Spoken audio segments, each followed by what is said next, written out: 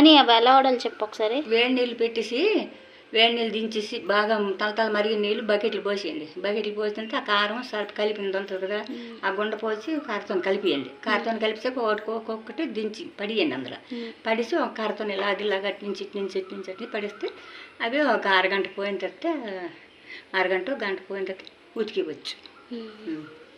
కానీ చెయ్యగట్టి పెట్టకండి, మండుతుంది మరి. ఎటు కాదు మళ్ళీ సర్ఫేస్ చేయాలా లేకపోతే కారం పొడి రెండు కలిపి సొగ్గిస్తే నీకు ఇన్నిసార్ అలాగే రెండు కలిపేసి పావు కేజీ కారం అమ్మా. ఏ కారం కరెక్ట్ చెప్పు. బట్టల కారం అంటే ఇస్తారు. బట్టల కారం మాకు ఇక్కడ అమ్మరా బట్టల కారం అందుకే అడుగు. షాపులు అంటే ఉంటాయి, పెద్ద షాపులు అంటే అడగని పని ఉంటే లేకపోతే లేదు.